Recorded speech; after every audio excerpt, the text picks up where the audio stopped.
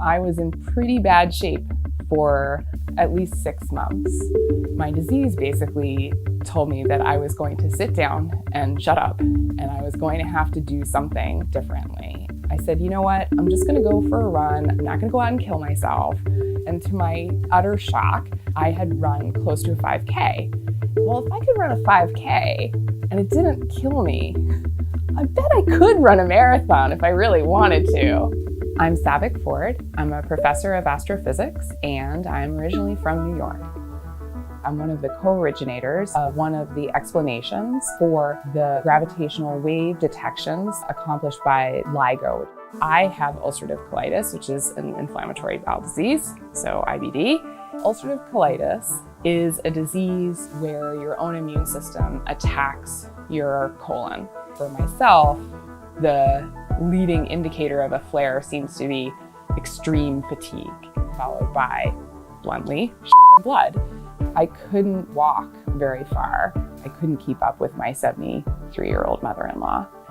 Team IBDKids was a wonderful fit for me.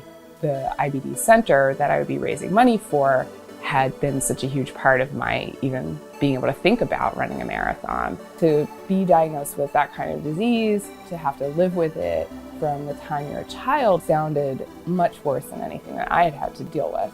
It was a fantastic opportunity for me to give back. It was very slow, obviously very slow going to start with.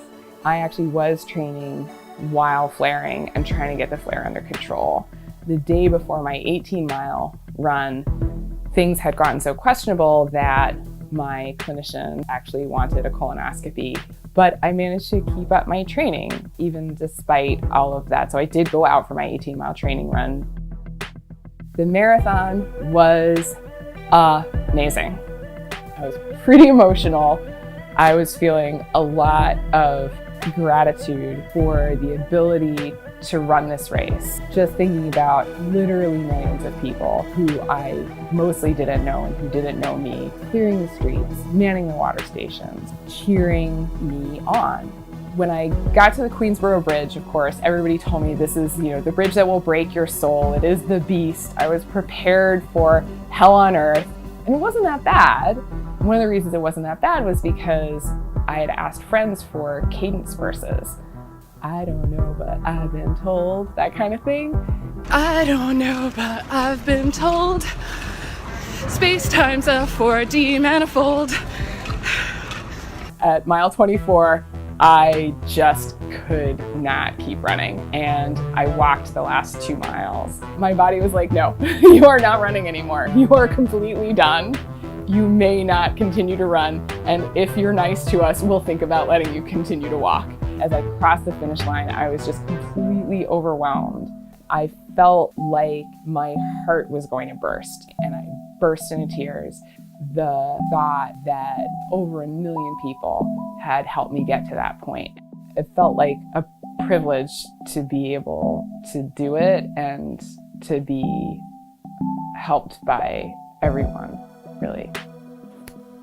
I've definitely found the running to be a positive for managing my ulcerative colitis. Being able to run is a way of saying, I have some control. I can do this. I am not helpless. I can be powerful and I can be strong. And there is no perfect. There's just trial and error. And science is the same thing, basically. Each time I run, each time I do research, I try things and I make mistakes. And hopefully the next time I try things, I make fewer mistakes or at least different ones. So if I had one thesis to characterize my whole marathon experience, it's don't stop. I'm Saavik Ford and I'm just another runner.